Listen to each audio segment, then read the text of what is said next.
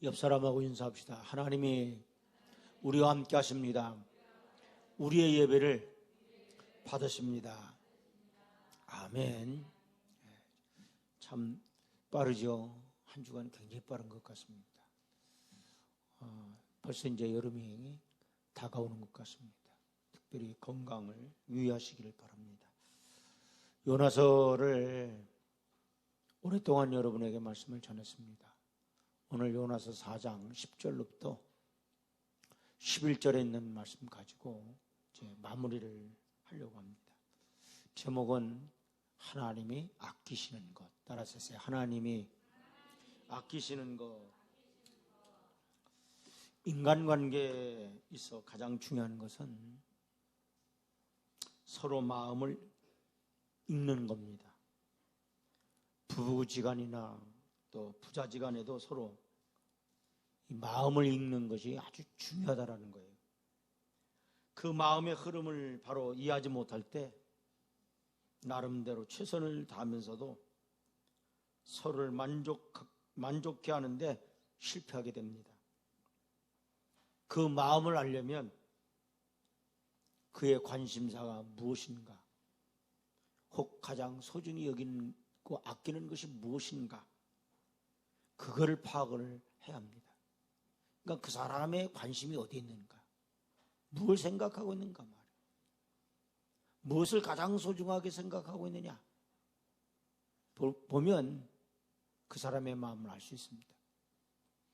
예수님도 네 보화가 있는 곳에 네 마음이 있다, 이렇게 예수님 말씀하잖아요. 그러니까 우리 보화가 있는 곳, 우리 물질이 있는 곳, 그곳에 우리의 마음을 두고 살아가고 있다라는 거죠. 요나는 하나님께서 진정 아끼시는 것이 무엇인가를 바로 깨닫지 못했습니다. 그로 인해 하나님의 선지자이면서도 끊임없이 문제를 일으키는 말썽쟁입니다. 이런 면에서 요나서의 가장 중요한 핵심은 하나님은 과연 어떤 분이신가? 하나님께서 가장 아끼시는 것이 무엇이냐? 바로 깨닫는 것, 그게 중요합니다. 오늘 본문 10절에서 11절에 하나님께서 가장 아끼시는 것을 말하고 있는데 여기 아낀다 이런 말이 나오죠.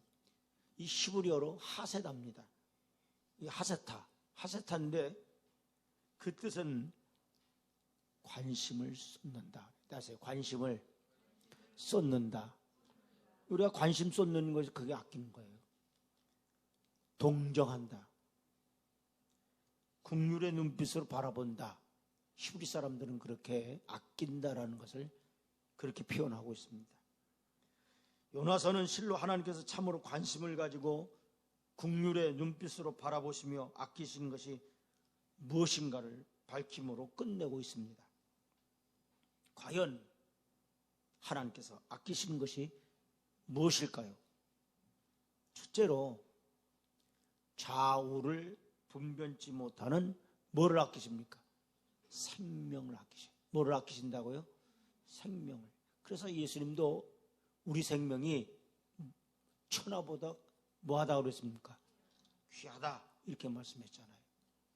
요나서 4장 11절 보세요. 다시 봉독합니다. 하물며 이 큰 성읍 니느웨는 좌우를 분별하지 못하는 자가 12만여 명이요 가축도 많이 있나니 내가 어찌 아끼지 아니하겠느냐 하시니라 이렇게 말씀했습니다.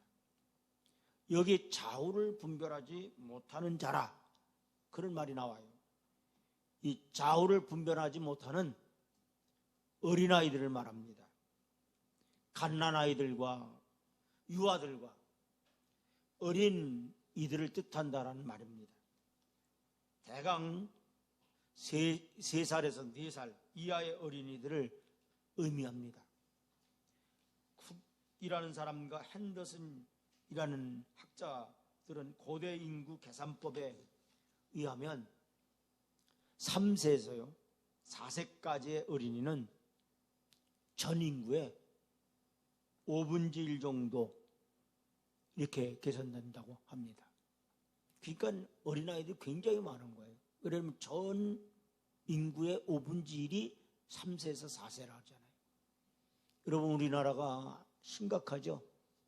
저번 날 뉴스를 보니까 우리나라가 0.85%랍니다.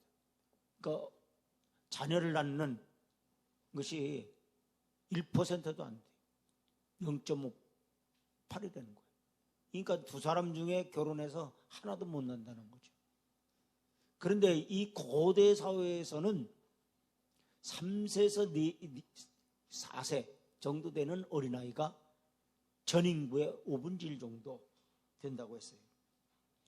그러므로 니느웨 성에는 적어도 12만 명의 어린이를 포함하여 60만 명이 살고 있었다라고 이렇게 추정하는 겁니다. 요나는 바로 이들에게 복음을 전하도록 명령을 받았어요. 그러나 이 편협한 생각, 좁은 생각이죠. 그 다음 민족적 자존심, 적국에 대한 적개심 때문에 하나님 말씀에 불순종했습니다. 그는 하나님의 낯을 피해 사명을 포기하고 도망가기 시작했죠. 모든 사람이 살기 위해 부르짖어 기도하는 동안에도 이 요나는 깊은 잠에 취해 있었습니다. 풍랑에 대한 원인자로 제비를 뽑았는데 요나가 뽑혔습니다.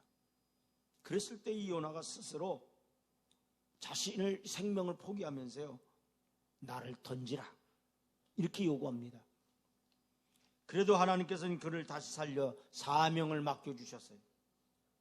그래서 하루 동안 말씀을 전했는데도 불구하고 니느웨 성이 아니 뒤집어졌죠. 임금으로부터요, 그 다음에 다 온 백성들, 심지어 짐승에 이르기까지요 다 베옷을 입고 그 다음에 재에 앉아 슬피 울며 금식하며 회개했습니다. 이 놀라운 성령의 역사에 대해 그는 오히려 분통을 터뜨리며 근심했습니다. 왜 그렇습니까? 40일만 지나면 이 니느웨 성이 멸망할 거다 그랬는데 멸망하는 게 아니라요, 도리어 회개운동이 벌어졌거든요. 근데 사람은요, 언제 분노하느냐, 언제 화내느냐, 자기 뜻대로 되지 아니하면요 분노합니다. 화를 내게 돼요. 그러니까 내 마음대로 안 된다 이게, 내 생각대로 안 된다 이게. 그럴 때 대부분의 모든 사람들이 화를 내요. 분노하게 돼 있는 거예요. 이 요나도 분노합니다. 그리고요, 이 요나가 어떻게 합니까? 니느웨 성을 나오잖아요. 그리고 동편에 앉아서 어떻게 되는가 말해요. 이 관망합니다. 지금 이 니느웨는 좌우를 분별하지 못하는 어린아이가 12만 명 정도 된다는 말이에요. 여러분, 지금 이 니느웨의 부흥의 역사가 일어나고 회개의 역사가 일어나고 그러면 하나님의 선지자로서 어떻게 해야 돼요? 감사해야 됩니다. 그럼에도 불구하고 지금 이 요나는 어떻게 해요? 불평불만합니다. 여러분, 어린아이의 생명이 얼마나 귀중해요. 예수님 마태복음 18장 2절로부터 3절에 이렇게 말씀을 하죠. 예수께서 한 어린아이를 불러 그들 가운데 세우시고 이르시되 진실로 너희에게 이르노니 너희가 돌이켜 어린아이들과 같이 되지 아니하면 결단코 어디에 들어가지 못한다? 천국에 들어가지 못하겠다. 예수님이 그렇게 말씀했어요. 여러분, 어린아이들은요 가식이 없어요. 꾸미는 게 없어요. 의심이 없어요. 여러분, 어린아이는 교만하지 않습니다. 이러한 순수성과 단순성, 겸손은 천국 시민이 갖춰야 할 가장 중요한 기본 요건이라는 사실이에요. 우리는 하나님 앞에 가식 없는 믿음을 가져야 합니다. 의심치 않고 말씀을 그대로 받아 순종해야 합니다. 항상 겸손한 자세로 하나님을 받들고 주님을 받들고 살아야 합니다. 예수님께서는 어린아이에 대해 실로 기념비적인 말씀을 남겨주셨는데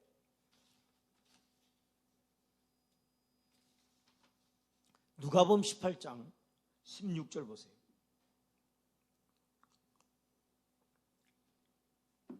다시 봉독합니다. 예수께서 그 어린아이들을 불러 가까이 하시고 이르시되 어린아이들이 내게 오는 것을 용납하고 뭐하지 말라. 금하지 말라. 어린아이들이 오는 거 다 금하지 말라는 거예요. 하나님 나라가 그랬어요. 이 말씀이 중요한 거죠. 이런 자의 것이니라. 여러분, 하나님 나라가 어떤 자의 것이다? 어린아이와 같은 자의 것이다. 예수님께서 어린아이들을 친히 품에 안으시고 머리 위에 손을 얹으시고 축복해 주셨어요. 그리고 어린이들 실족하지 않도록 경고하셨는데 마태복음 18장 5절부터 6절에 또 누구든지 내 이름으로 이런 어린 아이 하나를 영접하면 곧 나를 영접함이니 누구든지 나를 믿는 이 작은 자 중 하나를 실족하게 하면 차라리 연자 맷돌이 그 목에 달려서 깊은 바다에 빠지는 것이 나으니라 이렇게 말씀했어요. 이렇게 하나님께서는 좌우를 분별치 못하는 어린 생명을 소중히 여기시며 아끼신다는 거예요. 그러나 요나는요, 어린아이의 생명을 소중하게 여기지 않고 뭐를 더 아꼈느냐? 박농쿨을 아꼈어요.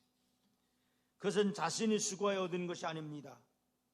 요나가 심지도 않았습니다. 요나가 기르지도 않았습니다. 그것은 오히려 하나님의 초자연적인 역사로 하루 사이에 큰 그늘을 만들 만큼 자랐다가 하룻밤 사이에 시들어버린 실물 교육 교재였습니다. 모든 것이 이처럼 헛되고 헛된 것임을 깨닫게 하는 교육 자료였어요. 그런데 요나는 애 불로소득으로 얻은 박농꿀을 심히 기뻐했어요. 그는 자신을 위해 봉사하는 박농쿨을 아끼고 사랑했습니다. 여기서 우리는 요나의 물질 중심적인 신앙을 보게 된다는 거예요. 그는 자기 자신을 위해 그늘을 제공해 주는 박농쿨을 아꼈지만 천하보다 소중한 생명을 아끼지 못했다라는 거예요. 그는 하나님께서 아끼시는 이 귀한 생명에 대해 무관심했습니다. 아니, 무시해버렸어요. 또 새까맣게 잊고 있었습니다.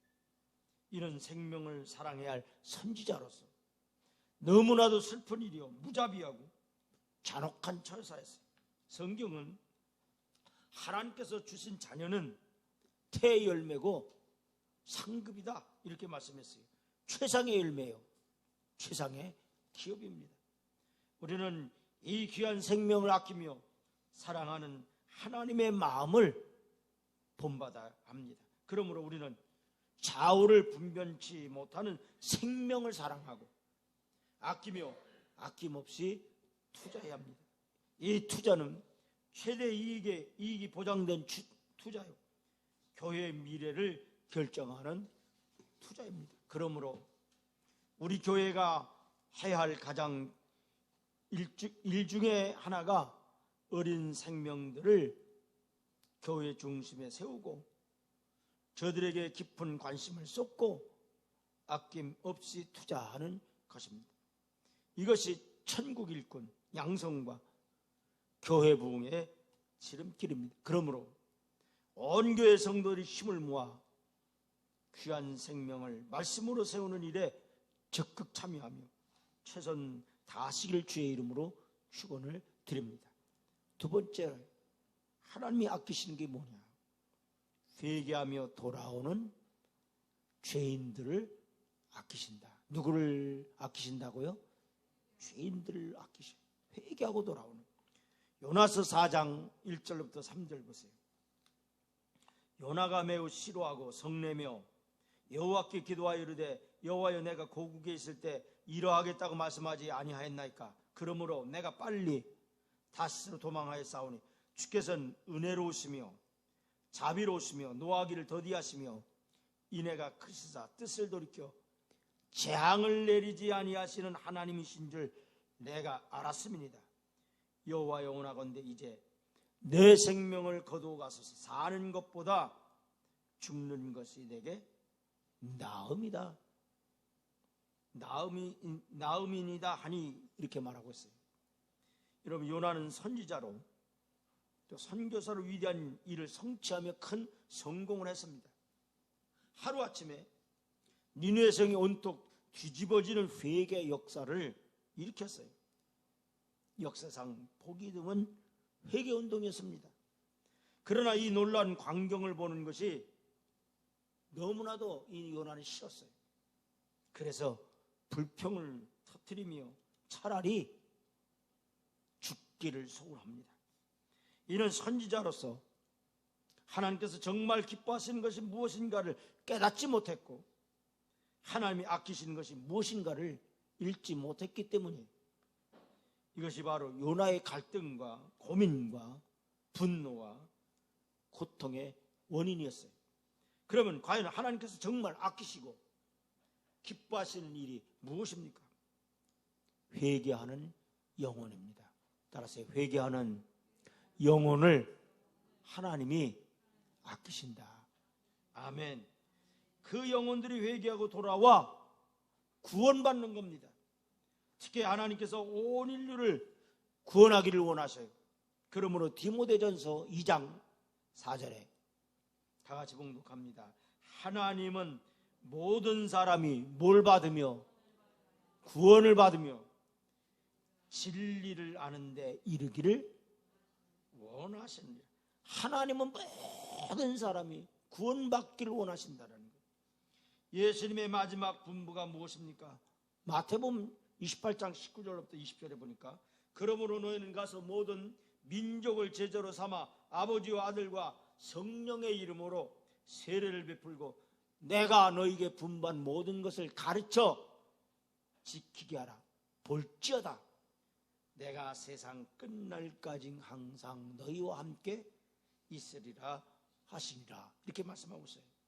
하나님 모든 사람이 구원받기를 원하십니다. 영혼 구원을 위하여 선지자를 보내시고 선교사를 보내시고 또한 교회를 세우십니다. 이 사실을 깨닫지 못하고 살아가는 성도가 있다면 아직도 요나 같은 철없는 신앙으로 하나님의 마음을 읽지 못하는 자들 겁니다. 예수님께서 죄인들이 회개하고 돌아오는 것이 천국의 큰 기쁨이라고 말씀을 하셨는데 누가복음 15장 7절 보세요. 다시 봉독합니다. 내가 너희에게 이르노니 이와 같이 죄인 한 사람이 뭐하면 회개하면 하늘에서는 회개할 것 없는 의인 99으로 말미암아 기뻐하는 것보다 더하리라. 한 영혼이 회개하는 걸 그렇게 귀하게 여긴다는 거예요. 누가복음 15장 10절 보세요. 다 같이 봉독합니다. 내가 너희에게 이르노니 이와 같이 죄인 한 사람이 회개하면 하나님의 사자들 앞에 기쁨이 되느니라. 아멘. 요나는 자신도 한때 하나님의 낯을 피해 뺑소니 치다 크게 고난을 당한 후 되돌아온 자입니다.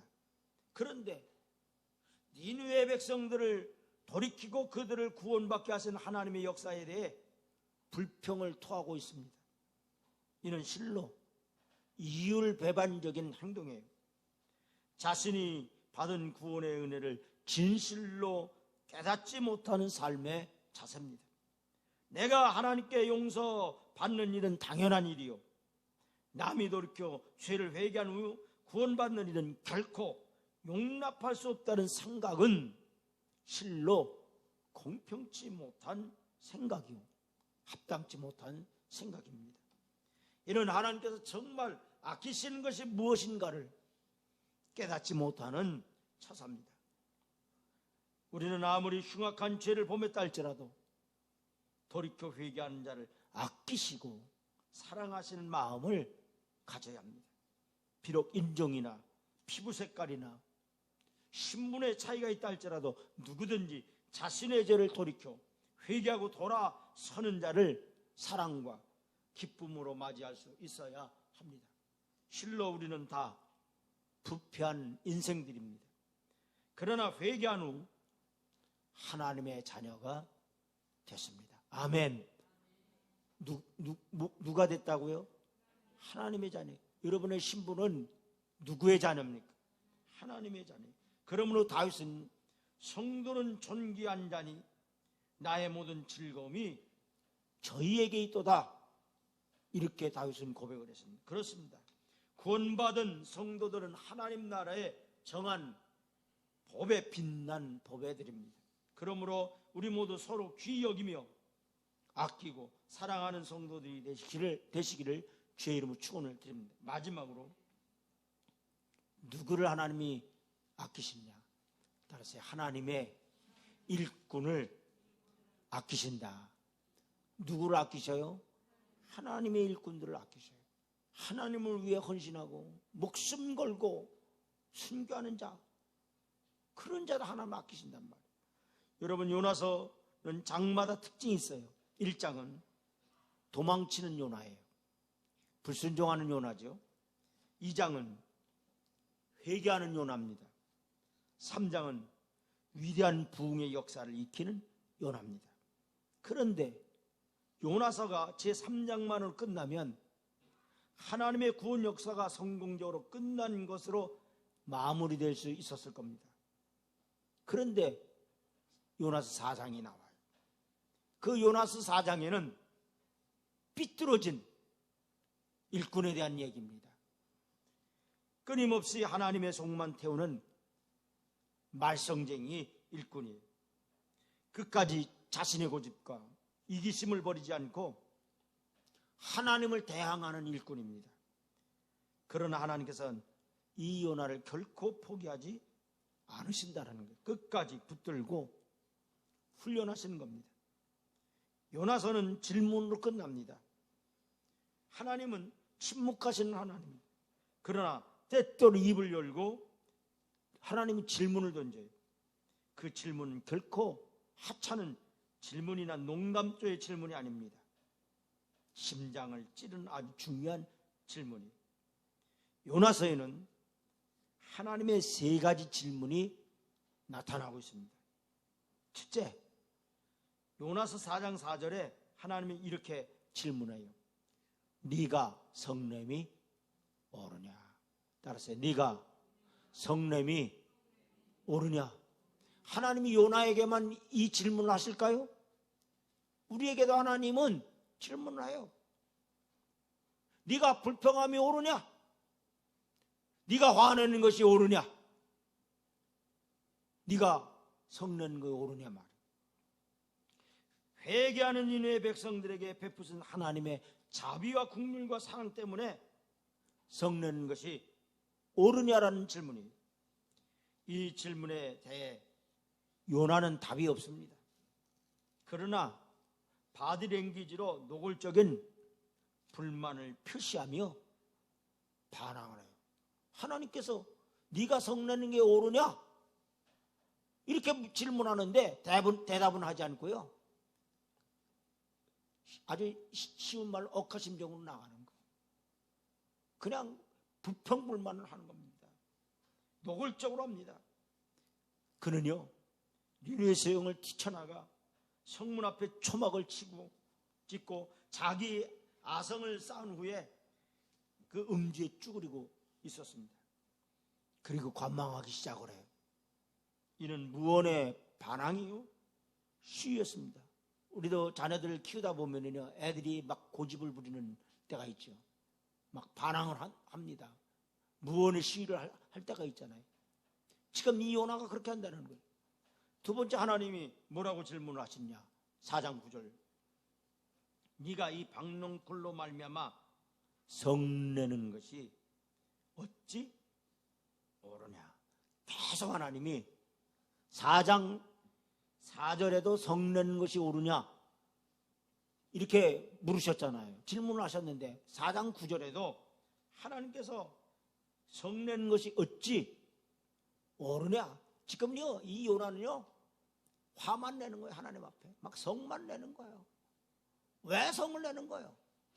자기 뜻대로 안 됐다고 성내는 거예요. 막 하나님을 향해서 막 항변을 하는 거예요. 하나님이 처음부터 이렇게 했다고 한다면 내가 큰 물고기 뱃속에도 들어가지도 않았고 내가 다스로 도망가지도 않았을 것이고 말이야. 하나님 처음부터 그러지 왜 그러느냐 말이야. 누구 뭐 뺑뺑이 돌리시냐 말이야. 막 그러면서 지금 막 이 요나가 지금 성내는 거예요. 그러니까 하나님께서 야, 이 박농쿨로 말미암아 성내는 것이 네가 어찌 옳으냐 이렇게 물어요. 이에 내가 성내어 죽기까지 할지라도 옳으니다 그랬어요. 이 요나가 이제 하나님 앞에 이제 항변합니다. 내가 성내어 뭐 하기까지요? 죽기까지 할지라도 옳다. 내 행동은 잘못되지 않았다라는 거죠. 지금 내가 지금 이게 향하고 있는 이런 모든 처신들이 하나님 보십시오 말이야. 난 억울합니다 말이야. 내가 뭘 잘못했습니까 말이야. 하나님의 약속을 어기셨지. 그러면서 지금 이 요나가 막 하나님 앞에 항변을 하면서 지금 성내어 자기가 죽는다 하도 자기는 옳다. 하나님께 이렇게 얘기해요. 그러니까 하나님이 이렇게 말씀하세요. 이는 비록 네가 수고하지 않았지 않느냐 말이야. 박농쿨 너 심지 않았지 않느냐 말이야. 배양하지 않았지 않느냐 말이야. 네가 기르지 않은 박농쿨이라 할지라도 주셨다가 하루 만에 빼앗아 가신 거. 지금 이 요나는요 그 처사 또 항변하고 있어요. 근데 하나님은 이렇게 말씀해요. 네가 심었냐 말이야. 네가 길렀느냐 말이야. 네가 배양했느냐 말이야. 그런데도 이 요나는요 내가 심지 않고요 내가 배양하지도 않았고 내가 기르지도 않았습니다. 하나님 아니 박농쿨 하루 사이에 말이야 그거 걷어가시는 거 말이야. 그거 하나님 처사가 옳으십니까? 이런 얘기죠. 하나님 줬다가 뺐냐 말이야. 하나님 복 줬다가 뺏어가느냐 말이야. 우리도 이렇게 항변할 수 있잖아요. 지금 이 요나가 그렇게 항변하는 거예요. 내가 하나님의 종으로서 그 정도의 대접을 받을 수 있지 않느냐라는 투정입니다. 정신착란증 환자 같은 터무니없는 짓을 하고 있습니다. 그 다음에 세 번째 질문이 뭐냐. 4장 11절이에요. 네가 좌우를 분별치 못하는 12만 명이나 되는 어린 생명들을 아끼는 것이 내가 좌우를 분별하지 못하는 12만 명이나 되는 어린 생명들 아끼는 것이 어찌 합당치 아니하냐. 하나님도 계속 요나에게 이렇게 얘기해요. 이 질문 앞에 요나는 말이 없습니다. 하나님의 이 깊은 사랑과 긍휼 앞에 그의 혀는 얼어붙고 말았어요. 비록 대답은 없지만 요나는 하나님의 뜻이 무엇인가를 깊이 깨닫게 되었을 것입니다. 이제 요나는 하나님의 궁극적 관심과 깊이 아끼시는 것이 무엇인가를 깨닫게 되었을 것이에요. 여기서 우리는 중요한 진리를 발견하게 됩니다. 비록 삐뚤어진 일꾼이라 할지라도 끝까지 포기하지 아니하시고 사랑하시며 아끼시며 훈련하신 하나님의 모습이에요. 그러므로 하나님께서는 못나고 비뚤어진 일꾼일지라도 결코 포기하지 않으시고 다시 불러 훈련하시고 하나님의 뜻을 이룬 아름다운 도구로 사용하십니다. 하나님 모세를 쓰기 위해 40년 동안 광야에서 훈련을 받게 했습니다. 하나님께서 영적 암흑 시대를 일깨우기 위해 엘리야로 하여금 길앗 광야에서 기도 훈련을 쌓게 했습니다. 세례 요한도 유대 광야에서 석청과 메뚜기를 먹으며 30여 년을 준비케 했습니다. 사도 바울은 다메섹에서 부활의 주님을 만난 후 3년 동안 아라비아 광야에 들어가서 신비한 훈련을 받았습니다. 욥도 온갖 고난을 통해 성자가 되어 대역전승의 축복을 누리게 하셨어요. 그는 그 깊은 훈련 속에서 욥기 23장 10절에 이렇게 고백합니다. 그러나 내가 가는 길을 그가 아시나니 그가 나를 단련하신 후에는 내가 순금같이 되어 나오리라 고백했습니다. 하나님께서는 요나를 훈련시키셨어요. 그를 훈련시키기 위해 배를 준비하시고 대풍을 준비하시고 큰 물고기를 준비하시고 박농쿨을 준비하시고 작은 벌레를 준비하시고 뜨거운 동풍을 준비하셨습니다. 이 모든 것들을 통해 하나님께서 아끼시는 것이 과연 무엇인가를 철저히 깨닫게 주셨어요. 하나님께서 지금 우리들도 연단하시고 훈련하십니다. 이 훈련 기간 우리는 필승의 각오를 해야 합니다. 첫째, 뭘 각오해야 되느냐? 자신의 허물과 죄를 깨닫고 고쳐야겠다라는 각오를 해야 합니다. 여러분, 여러분의 잘못, 죄를 깨닫고 고치겠다는 그런 각오를 하기를 바랍니다. 시편 49편 20절에 존귀하나 깨닫지 못하는 자는 그래서 멸망하는 뭐와 같다?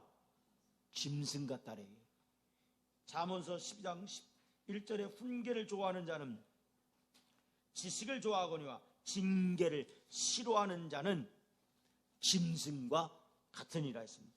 호세아 4장 14절에 너희 딸들이 음행하며 너희 며느리들이 간음하여도 내가 벌하지 아니하리니 이는 남자들도 청교와 함께 나가며 음부와 함께 희생을 드립니다. 깨닫지 못하는 백성은 망하리라 했습니다. 그게 깨닫는 게 중요해요. 그러므로 우리의 죄 허물을 깨닫고 고치는 자들이 되기를 바랍니다. 둘째로 낙오자가 되지 말고 인내하며 승리해야 하겠습니다. 히브리서 10장 38절부터 39절 보시죠. 다시 공격합니다. 나의 의는 믿음으로 말미암아 살리라. 또한 뒤로 물러가면 내 마음이 기뻐하지 아니하리라. 아멘. 따라서요. 뒤로 물러나면 누구의 마음이 기뻐하지 않겠다라는 거예요.